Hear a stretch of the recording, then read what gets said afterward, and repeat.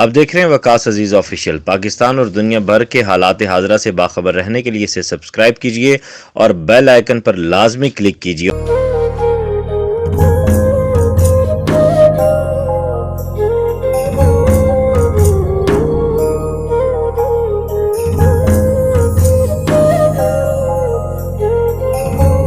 بسم اللہ الرحمن الرحیم، اللہم صلی علی محمد وعلی محمد۔ میں ہوں وقاص، آپ دیکھ رہے ہیں وقاص عزیز آفیشیل۔ آپ کو آج کے اس ولاگ میں ہماری ٹرانسمیشن میں خوش آمدید کہتے ہیں۔ حضرت مولانا عبید الرحمان صاحب نقشبندی صاحب ہمارے ساتھ موجود ہیں۔ السلام علیکم حضرت۔ وعلیکم السلام ورحمۃ اللہ وبرکاتہ۔ حضرت ہم نے ابتدا میں جہاں رمضان کریم کی مبارکباد دی، وہیں ہم نے اس کی فضیلت کے حوالے سے بھی بات کی،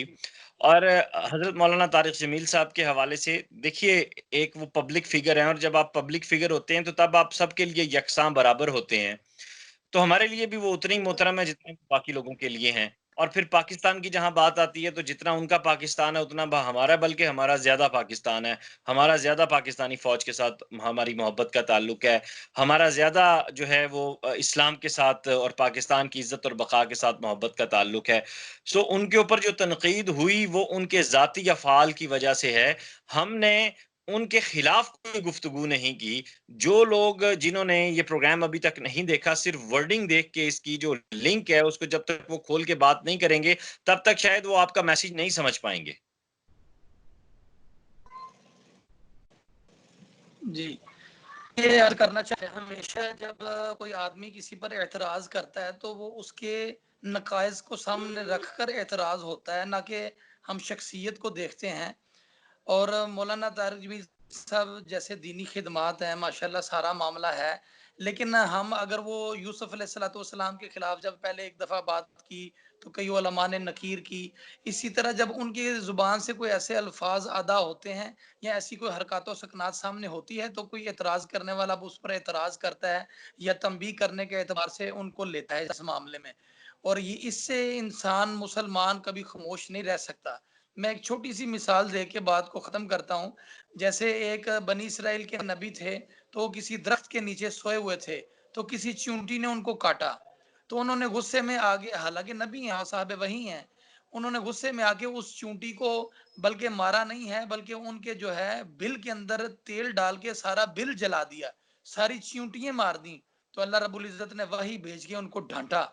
کہ حالانکہ نبی ہیں، لیکن ڈانٹا کہ یہ تمہاری حرکت جو ہے وہ غلط ہے، اگر ایک چونٹی نے تمہیں کاٹا تھا تو تم ایک چونٹی کو مارتے، تم نے سارے کو ہی کر دیا۔ اگر ایک آدمی نے کوئی منافقت والا کام کیا یا غلط کیا ہے تو 22 جو پر فتویٰ لگ جائے کہ 22، اگرچہ معافی انہوں نے معذرت کی ہے، ہم اس میں تسلیم کرتے ہیں، اس میں کوئی ایسی بات نہیں، لیکن ہم تو آئندہ ایک چیز کو سامنے رکھتے ہوئے کہ جب آدمی اجتماعیت میں بات کرے تو اجتماعیت میں بات اس میں بڑا آدمی سوچ سمجھ کے بات کرنی چاہیے۔ اچھا، اس میں نا، جی اس میں انہوں نے جو معافی کا، اس میں جو انہوں نے آپ کی بات کاٹ رہا ہوں، جو معافی والا یو ٹرن لیا ہے، اس پہ تو ہم آگے جا کے بات کریں گے، ابھی ہم بات کرتے ہیں۔ اور دیکھنے والوں سے گزارش ہے کہ پورا ویلاگ آپ دیکھیے گا تاکہ آپ کو پوری بات سمجھ آ سکے۔ عموماً دوست 2 منٹ 3 منٹ دیکھتے ہیں اور اس کے بعد جو ہے وہ سائٹ پر ہو جاتے ہیں، وہ بند کر دیتے ہیں، جس کی وجہ سے ان تک آدھی بات پہنچتی ہے۔ تو گزارش ہے کہ پورا ویلاگ یہ دیکھیے گا، ہماری کوشش ہوگی کہ ہم اس کو 10 منٹ تک مختصر رکھ سکیں۔ اب گزارش یہ ہے کہ پہلا رمضان، گھروں میں کیسے تراویح کا اہتمام کیا جا سکتا ہے، کن عبادات کا اہتمام کیا جا سکتا ہے، گھروں میں باجماعت نماز کا اہتمام کیسے کیا جا سکتا ہے، وبا کے دن ہے، لوگ اپنے گھروں میں کیسے رب کو راضی کر سکتے ہیں، جو رمضان کی خوشبو ہے اس کو گھروں میں کیسے برقرار رکھ سکتے ہیں۔ اس میں یہ ہے کہ سب سے پہلے جس عبادت کو کرنا ہو، سب سے بڑی اس میں فضیلت یہ کہ اللہ کی رضا ہے، اس میں جنت ہے، اور باقی جو شریعت مطہرہ کے اندر اس کے جو فضائل بیان کیے جاتے ہیں وہ ہر آدمی کے سامنے وہ فضائل ہوں، فضائل کا استحضار ہو تو وہ بہت بخوبی اچھے طریقے سے اس کو ادا کر سکتا ہے ایسی عبادت کو۔ جیسے حدیث پاک میں آتا ہے کہ روزہ دار اس کی نیند بھی عبادت ہے، اور یہ سارے احادیث ہیں، اور میں چونکہ ہر ایک کے ساتھ حدیث نہیں کہہ سکتا، وقت مختصر آپ نے فرمایا ہے، اس لیے جو میں باتیں کروں گا یہ تقریباً ساری یقیناً حدیثیں ہی ہیں۔ جیسے حدیث میں آتا ہے کہ روزہ دار کی نیند یہ عبادت ہے، اس کا خاموش رہنا تسبیح کے برابر اجر ہے، اس کا ہر عمل کا اجر بڑھا دیا جاتا ہے، اس کی دعا مقبول ہوتی ہے اور گزشتہ جو گناہ بخش دیے جاتے ہیں۔ گرمی کے موسم میں روزہ رکھنا ایک جہاد ہے، اور رمضان کے روزے اور دوسرے رمضان کے روزے کے درمیان جتنے بھی پورے سال انسان سے گناہ ہوتے ہیں یہ اس کے لیے کفارہ بن جاتا ہے اور سارے گناہ معاف ہو جاتے ہیں۔ ایک رمضان اور اگلے رمضان کے درمیان جتنا بھی ہوا ہو معاف ہو جاتا ہے۔ پھر یہ جسم کی تندرستی کا سبب ہے۔ روزہ پھر گناہوں یعنی ڈھال ہے، یہ گناہوں کے آگے گناہ نہیں ہونے دیتا، اور روزہ قیامت میں سفارشی بھی ہے اور مومنین کے لیے تقرب کا سبب بھی ہے، اور قرآن کا نزول بھی اسی ماہ کے اندر ہوا، شب قدر کو بھی اسی مہینے میں اللہ نے رکھ دیا، اور سید الملائکہ کا نزول بھی اسی مہینے میں ہوا، دوزخ کے دروازے بھی بند اسی مہینے میں اللہ نے کر دیے، اور جنت کے دروازے بھی کھول دیے اس امت کے لیے اسی مہینے میں، اور صلاۃ التراوی کا اضافہ ہوا، سید الانبیاء کی سخاوت کا بڑھ جانا اس میں، اور اعتکاف کا شروع ہونا یہ، اور روزہ دار اللہ کا مہمان ہے۔ اور ایک چھوٹی سبحان سی فضیلت ہے، اللہ ایک چھوٹی سی فضیلت ہے کہ حالانکہ تو بہت بڑی ہے، لیکن جو اللہ نے فرمایا کہ الصوم لی، اس کے اعتبار سے تو یہ چھوٹی ہے کہ ایک حدیث میں آتا ہے کہ روزے دار کو اتنا جہنم سے دور کر دیا جائے گا کہ ایک کوا پیدا ہو، اور وہ پیدا ہونے کے بعد اڑنا شروع کرے، اڑتا اڑتا جوان ہو جائے، پھر اڑتا اڑتا بوڑھا ہو جائے، پھر اڑتا اڑتا اڑتا حتیٰ کہ وہ گر کر مر جائے۔ تو جب سے وہ اڑنا، حالانکہ کبوں کی عمر تقریباً 1000 سال تک جاتی ہے، ہر جاندار کی عمر اللہ نے طے کی ہوئی ہے، جیسے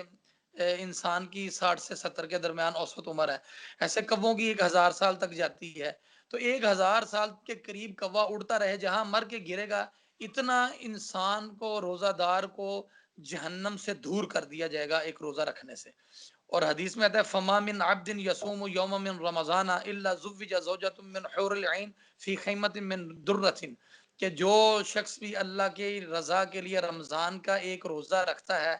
حور آئینہ کے ساتھ اللہ پاک اس کی منگنی کر دیتے ہیں، اور وہ حور آئینہ کہاں ہوگی؟ وہ موتی کے خیمے میں بند ہوگی۔ اور روزہ دار اللہ کا محبوب ہے، اور روزہ دار کی منہ کی بدبو اللہ کے نزدیک مشک سے بھی زیادہ جو ہے وہ پسندیدہ ہے، اور ہر ایک چیز کا دروازہ ہوتا ہے، عبادت کا دروازہ روزہ ہے، اور ہر چیز کی زکوٰۃ ہوتی ہے، جسم کی زکوٰۃ جو ہے وہ روزہ ہے۔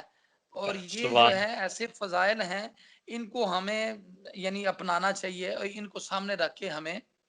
جو ہے روزے پر عمل کرنا چاہیے۔ صحیح۔ اچھا، اب چونکہ میں تراویح کی جانب آتا ہوں، پھر ہم اپنے اگلے موضوع کی جانب بڑھیں گے۔ تراویح میں جیسے کہ ہم دیکھتے ہیں کہ حافظ قرآن ہوتے ہیں، اور پھر ان کو سننے کے لیے بھی جو ہے پہلی صف میں حافظ قرآن موجود ہوتے ہیں۔ گھروں میں اب جو لوگ تراویح کا اہتمام کرنا چاہتے ہیں، حافظ نہیں ہے، حافظ قرآن نہیں موجود، تو پھر کیا استثناء موجود ہے؟ صرف عشاء کی نماز ادا کر لیں، اور اگر تراویح ادا ہی کرنی ہے تو پھر اس کا کیا طریقہ کار ہوگا؟ اس میں یہ ہے کہ انفرادی طور پہ عورتیں جیسے مستورات ہیں تو انفرادی طور پہ وہ تراویح کا اہتمام کر سکتی ہیں۔ عورت کی جماعت ویسے فقہا نے مکروہ لکھی ہے، اگر کروانی بھی ہو تو ایک نہیں، صف میں۔ اب چونکہ وبا کی وجہ سے تراویح میں مختلف مساجد میں علاقوں میں پابندیاں ہیں، تو جو لوگ گھر میں ادا کرنا چاہتے ہیں ان کے پاس حافظ قرآن موجود نہیں ہے، تو کیا وہ اس کا کیا طریقہ کار ہوگا؟ پھر وہ کیسے اس کا آلٹرنیٹ کیا ہوگا؟ وہ انفرادی طور پہ وہ تراویح پڑھ سکتے ہیں، انفرادی طور پہ عورتیں ہوں تو وہ انفرادی پڑھیں، اگر مرد ہیں گھر میں 4 5 ہیں تو وہ جماعت کروا لیتی ہیں، کروا سکتے ہیں، اور پیچھے فاصلے سے جیسے ایک ترتیب ہے جماعت میں عورت کے کھڑے ہونے کی کہ ایک بچوں کی صف ہوتی ہے اس کے پیچھے عورت کھڑی ہو شاید اب سکتی ہے اس طرح۔ سوال نہیں جا سکا، وہ جو قرآن سننے والا معاملہ ہوتا ہے، کوئی غلطی ہوتی ہے اس میں ٹوک دیا جاتا ہے، اس معاملے کو کیسے دیکھا جائے گا؟ کیونکہ یہ بڑا باریک مسئلہ ہے۔ جی جی، جو اگر پیچھے سامنے نہ ہو نکالتا ہے تو پھر ایسا آدمی جس کو اپنے قرآن یاد پر بھروسہ ہے کہ میں غلطی نہیں کر سکتا تو وہ آدمی تراویح پڑھا لے، اگر اس کو بھروسہ نہیں ہے تو ایسا آدمی قرآن پڑھنے کی جسارت نہ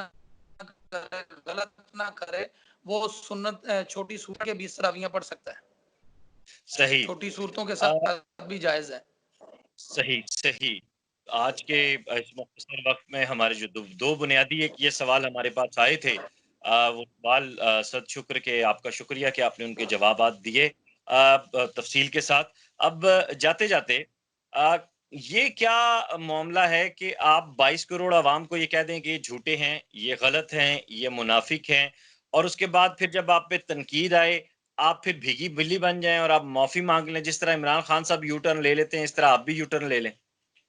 دیکھیں جی، ہم اگر کسی کو نصیحت کرنا چاہتے ہیں نا کہ پوری عوام کو نصیحت کرنا ہے، اجتماعی نصیحت ہے، تو آپ صلی اللہ علیہ وسلم کا طریقہ ہمارے لیے سب سے بہتر ہے۔ آپ صلی اللہ علیہ وسلم اگر کسی انفرادی شخص کو بھی سمجھانا چاہتے تھے مجلس میں، تو ایک عام عوام کے اعتبار سے جب سمجھاتے تھے تو یہ کہتے تھے کہ بھائی ہمیں اس طرح کرنا چاہیے، اور ہمارے اندر یعنی اجتماعیت میں ہمارے اندر کوئی اگر ایسی ہے تو اس کو ہمیں ختم کرنا چاہیے۔ نہ یہ کہ آپ صلی اللہ علیہ وسلم نے وہاں کسی اپنے ہی مسلمان صحابہ جو سامنے بیٹھے ہوئے ہیں جان نثار صحابہ، اور ان کو اس طرح جو ہے وہ سمجھایا ہو، حتیٰ کہ دانت مبارک شہید بھی ہوئے ہیں، تو آپ صلی اللہ علیہ وسلم کافروں کے لیے بد دعا کرنے لگے تھے، تو اللہ نے وہی بھیجی کہ ان کے لیے بد دعا نہیں کرنی۔ کافروں کے لیے آپ صلی اللہ علیہ وسلم کو منع فرما دیا کہ جا کر کے جو مسلمان ہوں اور ان کے بارے میں ہم منافقت کا لقب جو ہے وہ ایسے دائر کر دیں، ایسے مناسب نہیں ہے۔ صحیح صحیح، آپ کا بہت شکریہ، آپ نے اس وقت میں میں دیا ایک اور چھوٹی سی اگر آپ مناسب سمجھیں تو ایک دفعہ حضرت عمر رضی اللہ تعالیٰ عنہ ایک مجلس میں بیٹھے ہوئے تھے، تو واز کر رہے تھے، کوئی نصیحت کی بات کر رہے تھے، تو اس میں